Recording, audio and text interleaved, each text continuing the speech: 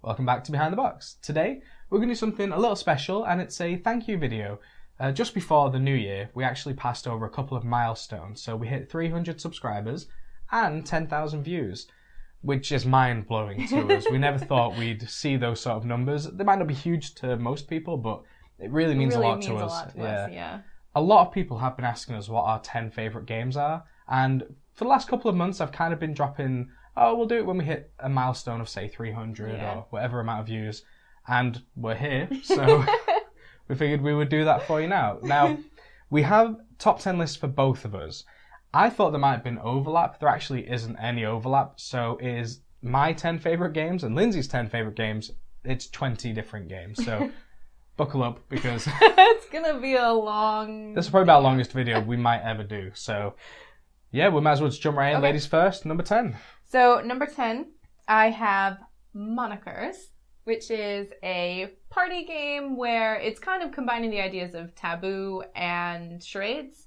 You're trying to communicate a word or phrase or idea to your team, but there's restrictions on the way you can communicate it. And it's really fun. I like it because it gives everybody a chance to be funny. And it goes over really well in our groups. It really does. And I love the escalation of it as well. Like, the first round's really straightforward. You just can't say the word. Mm-hmm. Second round, you can only use one word. And it just gets more and more ridiculous. And yeah, but it all makes sense by the end of it. It's a hilarious game. Yeah, it's one of the funniest ones we've played. My number 10 is a game I actually didn't... Like, if I'd have thought about it before writing everything down, I don't think it would have made the top 10. But as I've wrote these things down and actually ranked them in my head, it has made the top 10. It's Sons of Anarchy. Now, this is sort of like a worker placement, area control game. The reason I love it is because it's a solid game, but it gives you a lot of table play, a lot of player interaction. You can make deals, you can betray people, you can make sort of mini alliances. All of that interaction is what makes it such a good game to me. That's your style, isn't it? Yeah, I love games like that where you can really not just get involved with what's on the table, but what is happening around the table. And yeah, it's fantastic. And it actually led us on to watching the TV show, which we enjoyed a lot. I don't think any other board game we have has done that for us. So thank you, Sons of Anarchy. Number 9, I have Spyfall.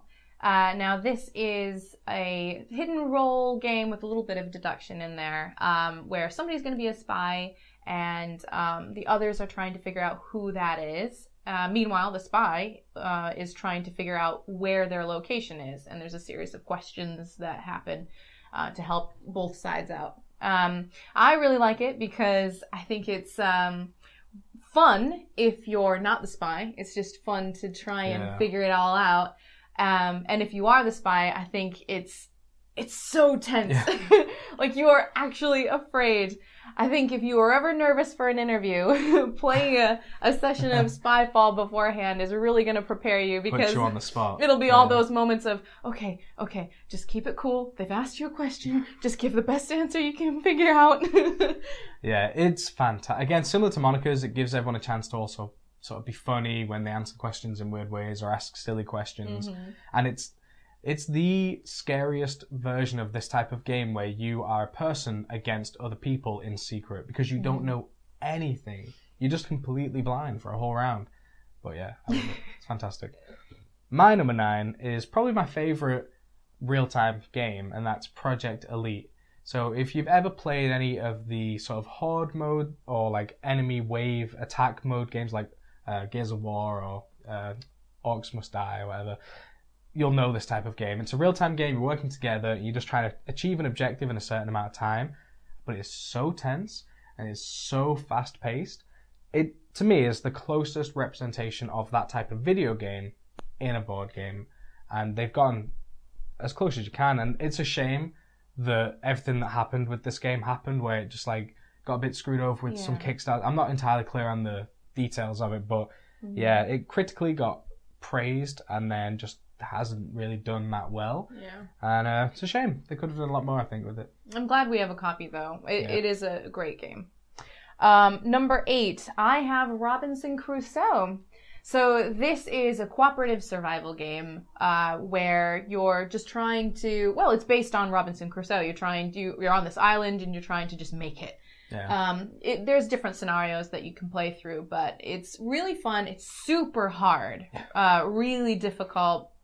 And I think it might be one of the hardest games that I have on my list. I think you're right, yeah. But I love it because it is a challenging game, but because it's cooperative, you're not alone, you know, you're working together to win, and I like that about it. Plus there's a dog. The dog is really cool. Yeah. I agree, it is very challenging, but we've played this as almost like an intro game to some new gamers. Yeah, we got it early. Because it is cooperative. Yeah. It means that you're not alone. And I don't know, it's challenging, but it's not complex. Yeah. So it's easy to understand how to play it, and yeah, it's a really good game. Mm-hmm. It's a good. My number 8 is again, it's a little bit different from what I've just described. It's Patchwork. Now, this is the only 2-player game I've got on here, and based on just like it being a game, I wouldn't necessarily say it's one of the 10 best games of all time. But we've just played it so much, and I enjoy it being a 2-player game, being able to play it with you. It plays super fast. That it just kind of had to make my list because of that. It's just such a fun experience. And again, it's quick enough that if we were just going to a friend's house and a couple of people wanted to do something else, you can just quickly get this game going. And I like that we're kind of even in the game. It's not like one of us just wins every time. Yeah, that's true. Like I find, even though I love playing Jaipur, you mostly win in Jaipur. But Patchwork, I feel like it kind of goes back and forth. One game I'll win, then you'll win. Then I'll win, then you'll win. So yeah, and all the components, everything's just lovely about the game. Yeah, it's a cute game. Yeah. It's really cute, very sweet. My number 7 is Junk Art. I like this game because it's a fun dexterity game where you're sort of like building a sort of tower structure with all these different shapes. I like it because it gives you an opportunity. It's competitive. It gives you an opportunity to make it harder for the other people playing, without it being mean. You can make it very difficult for them by giving them a challenging shape, but it's a challenge. That's what it is. You know, you can be like, I'll show you. I'll take this round thing and I'll put it on here and it'll be awesome. And it's great when you can really rise to the challenge. That's what's great about it, is the other person then, when they succeed and they actually manage to get around the thing you've done, you're then like, oh, well now I have nothing left to sort of attack you with. So yeah, it's a great game. Yeah. My number 7 is Burgle Brothers. So this to me is kind of replaced a lot of like the Pandemic, Flashpoint, Forbidden Desert games. As much as I still like those and would always play them if people wanted to, this is just, again, it's just sort of that next step. It's harder, it's more challenging, it's a bit more mechanically interesting, but it still maintains that same feeling. You're working together, you have action points that you can use. There's a bunch of different characters. You'll probably notice a trend throughout a lot of my games is that there's a lot of variety. So you'll have different event cards that come into play, a lot of different factions or characters you can play as. And yeah, it's just a really good puzzle, really good challenge that feels fair. It doesn't feel like, oh, I just drew a card that made us lose. Yeah. Like, that doesn't happen. It's a much more fair game. It's basically a cooperative heist game. Yeah. And yeah, it's just fantastic. I also like the design of the box. It's really efficiently done. It's compact. It's as big as it needs to be. And it's just a great design. And we travel a lot, you know, with my family being far away and all this. And so that means a lot to us to have... It's easier to put that in the suitcase instead of a copy of Flashpoint. Tim Fowers, generally, he does a really good job with stuff like that. So yeah. Next, I have Deep Sea Adventure. So this, speaking of small games, this is a tiny game. But it's massive when you get it out on the table.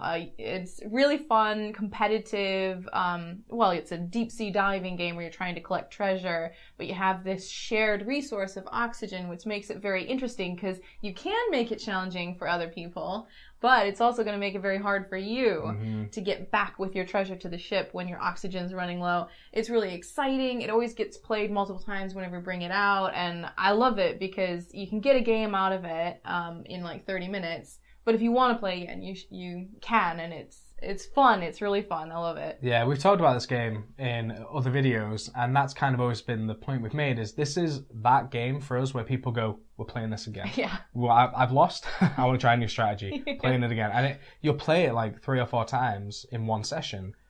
Yeah, it's a really fun game. Yeah.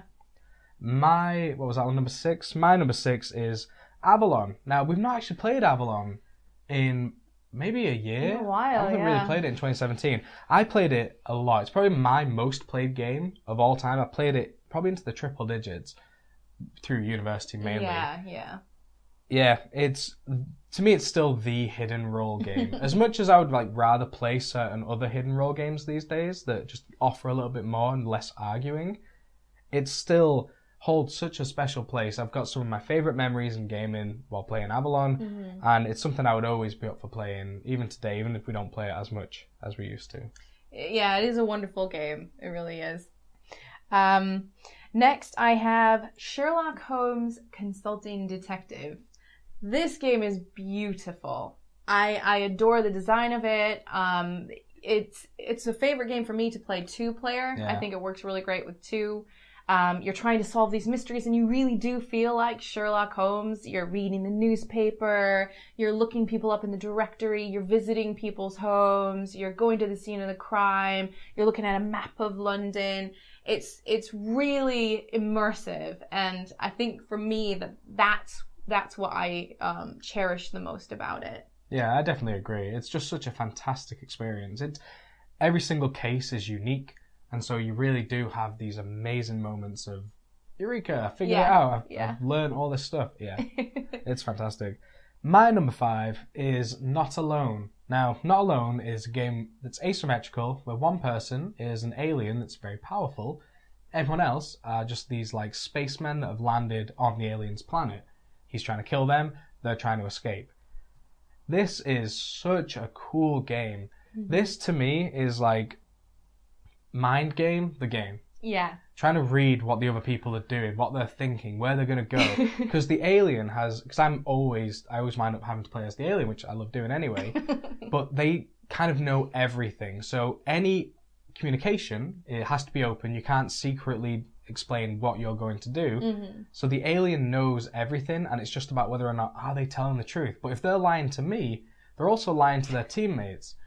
Yeah, it's such a cool game. We've played it a ton. I've hardly lost as the alien. He really gets in my head on this game. Sometimes, when I've only got 2 cards left, I just gotta like play it at random because he'll know which one I'm going to pick. Yeah, if you can read somebody at the table really well and just go after them, that's a pretty good strategy. And so that'll happen with Lindsay, where I'm like, okay, my strategy this game is just going to be destroy Lindsay and make myself win as quick as possible.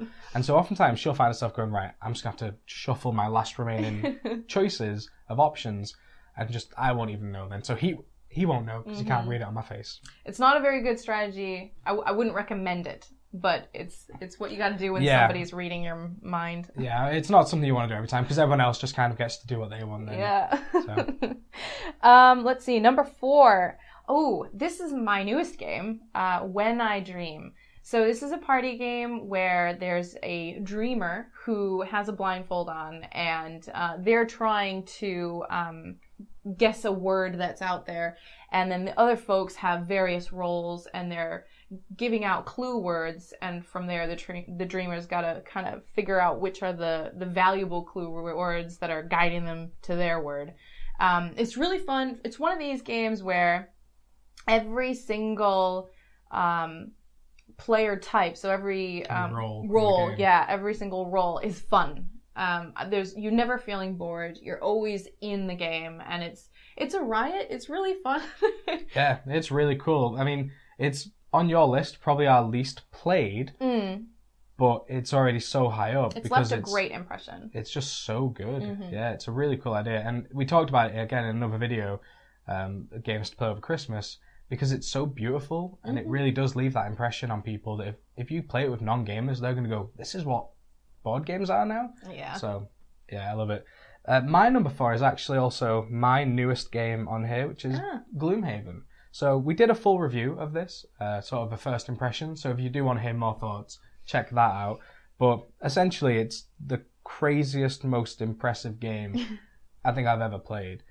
The scale of it is just unreal. The box is huge. Isaac, the guy that made it, has just done a fantastic job.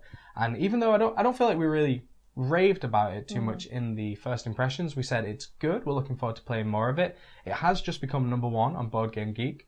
I don't think I would say that it's there, but it is a really good game.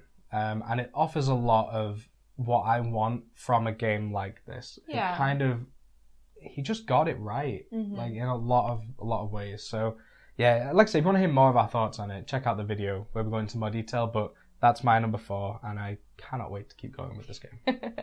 My number 3 is Deception, Murder in Hong Kong. This is a game that we spoke about recently. I think it was, again, another Christmas. It was the same as When I Dream, yeah. Yeah. I love Deception. It's a deduction game where someone's going to be a murderer, and that's a secret from most of the people at the table, other than the what do they call it? The forensic scientist. Forensic scientist who's trying to give clues out to the others to try and guide them to the murderer, but they can't speak. And I love games like that where there's a little tweak on the communication, a barrier there making it hard for you to communicate with others. It's fun. Again, this is another one where there's other roles there, making it deeper, making it exciting for everybody because everyone's got a different role. And they're all fun. It's great. Yeah, similar to When I Dream, this is one of those games where people will say, I want to play again. Hopefully I'll get a different role because each of the roles is fun to be. So yeah, it's really good for that. My number 3 was actually my favorite game of 2017. We have done a review on this, so again, for more fuller thoughts, check that out, but it's Spirit Island. Now, again, this is a game full of variety. It's cooperative. It's kind of an anti-Settlers of Catan. You're defending an island from invaders trying to colonize on there. Everyone plays as a unique spirit. You've got unique powers, unique cards you can play. The way that the game develops is unique every single time you play it.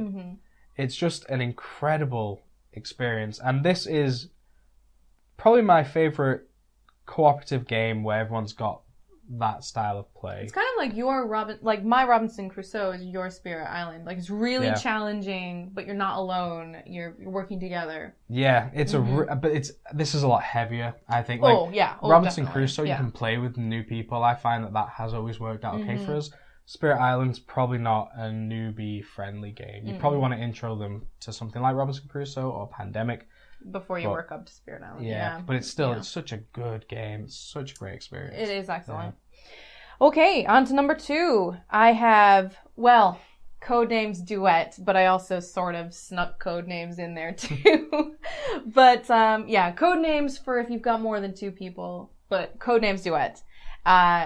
Love this game. Again, I feel like there's an echo in here. I love games where you have to communicate things and there's a little challenge in there making it more difficult to communicate something. You're trying to give clues to your partner to identify these different words that are in a grid out in front of you. And it's so smart. It really forces you to think of a clever way to link words together, and it's a great exercise. I feel like it makes you smarter for having played it. Yeah, you definitely feel that way afterwards when you manage to find that link between multiple words, and you just feel like, yes, I can't believe it. Not only did I get that clue in my head to give to somebody, but then they figured it out. They got it. I'd say it's the perfect party game, Codenames. Party game, yes. And then Codenames Duet, excellent couples game. Oh, yeah. And some people might have, in previous videos, heard you say that Codenames was your number 1 game of all time and that Duet has taken over it. So there might be a lot of people thinking, what's her number 1 going to be? So you'll find out soon. My number 2 favorite game of all time is Millenium Blades. This is everything that my childhood was. Like, I used to play Pokemon, Yu-Gi-Oh!, Magic, all through my less than 10 years, through my teens. Magic I only stopped playing a couple of years ago. This is everything I want from this game. It's basically all of those things that you loved about those collectible card games in a weird metagame, simulation game where you play as characters in a universe. This game called Millenium Blades exists, where everyone plays it, and if you don't, you're a loser. And it's just fantastic. It is technically a real-time game, but it has like 2 phases to it. So you got to make these weird abstract decks of cards that are only like 8 cards big instead of like 60. And then you go to a tournament and you do 3 of that. So you make your deck 3 times, and then you go to tournaments 3 times. And it's a long game. It's a long beast of a game, and I love it so much. I own everything available to this game, all the expansions. We've got the Deadlands promos on the way. The new Kickstarter for Collusion is coming out, I believe, in the winter of this year, and I can't wait for that. Yeah. We should do a review of that sometime. We should do a review of this sometime. Just so everyone can see how excited you are about this game. I have a lot of thoughts on this game. It might be our longest review. It might be longer than Kingdom Death Monster. So, no, I just love it. It's my childhood in a box is how I see it. And all my friends that I play this Millenium Blades with were people that I played Yu-Gi-Oh! Magic with growing up. So, yeah. It means a lot, doesn't it? Yeah, it's a fantastic game. Yeah. Okay. Number 1. Pandemic Legacy Season 1. So, I realized that I put myself in a bit of a pickle with this one, because it's more of a memory game for me, because you can't ever play it again. It's a legacy game. Yeah. So once you've played it, it's not the same thing to do it again. Yeah. So I'm working off of a memory here. Yeah. And for me, it's the experience of playing Pandemic Legacy Season 1 was phenomenal. It blew my mind. It was the first legacy game that we ever played. Yeah. And it was amazing, because you start off just playing Pandemic and, ooh, this is fun. And then you're opening boxes and it just gets out of control and you're trying desperately to keep the world together, and it's just so much fun and it's so significant. I feel like it's so memorable. Yeah, I mean, I just love it. I think there's a reason it was number 1 on Board Game Geek for as long as it was. Yeah. And it's probably my, top 2, 3 favorite gaming experiences we've ever had. Mm-hmm. But I mean, I kind of went the other way. Like you said, you feel like putting it on there is a bit of an odd one, because you're working off of it being the experience, and you can't really just replay it. So yeah, it's not the same sort of thing. Whereas for me, that's why it didn't make my list. Even though I loved the game, it was just Pandemic. It's just the experiences and the memories I have of it that are so held in such high regard for me. Yeah, it's tricky because I don't know if anything could ever knock it off. Yeah, we'll have to see next year. Yeah, you'd need another big campaign game. Yeah, that gives you that experience. Yeah, must be. Yeah. So my number 1, my favorite game of all time. I'll do a little like Lindsay did. Is Sentinels of the Multiverse. Now, that's probably very underwhelming for most people to have heard. But yeah, I love this game. I love superheroes. I love card games. I love cooperative games. I love challenging games. And this just is all of that in one. The people that make it, Christopher Bedell and Adam Robotaro, I think that's how you say his last name, Greater Than Games. I think they've achieved something just unbelievable. The world that they've created and how much effort and time and love has been put into this, and the podcasts that they do and all the Kickstarters that they've had, and yeah, everything about this game amazes me. Mm-hmm. And it's everything I would want from a superhero card game. Now, it's not perfect, but it gives me what I want, and I own all the expansions for it. I'm kind of a person that goes all in on expansions. He's a big fan. So, got all the expansions. I've even got all of the Cauldron, which is that fan-made expansion. I've got everything he's done. He's currently making new stuff, and I can't wait for that. And the RPG thing? The RPG I purchased. I've got that printed off. Can't wait to start doing that. I'm going to be Tachyon. Lindsay will be Tachyon, her favourite character. I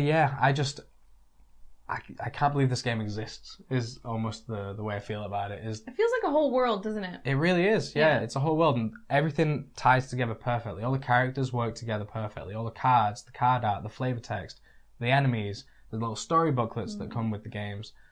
Yeah, it's just a great game, and easily takes my number 1 spot. And I think when Oblivion comes out, which is the last expansion for it, I think we should do a review for it then. I sense a theme here. Many reviews we coming up. We should do reviews on my favorite games, is what I'm saying. Yeah, I love it. It's a great game. Mm-hmm. It's been my number 1 probably since we played it in like 2012. So it's been there for a while then. It has held the top spot for a long time. Millennium Blades is close. I'll say that. It is very close. It is neck and neck. Yeah. Just Sentinels just has that slight edge. So that's it. That's our top 10 for both me and Lindsay. Hopefully you enjoyed this, and hopefully it wasn't too long for you. We're looking at about 25 minutes. So we'll cut it off there. We'll link everything we've discussed down below, as well as the videos that because most of these games we've actually discussed in previous videos. So I'll leave links to those if you want to sort of hear our thoughts in a bit more detail. And a very honest thank you to everyone there. We are so grateful to everyone who watches these videos, leaves comments, and subscribes. Yeah. We wouldn't be here without you. So, thank you. Yeah, thank you very much. So, yeah. We'll see you later. We'll see you soon. Bye. Welcome back to Behind the Box. Today, we want to do something a little special, and it's a thank you video for getting past... I think it's thank you. It is a thank you video, but the way... But it's like I was thanking them for getting past 300 subscribers. Oh. Okay. So, yeah, I suppose the phrasing is a little weird. Yeah, that was why I stopped, right? Mm-hmm.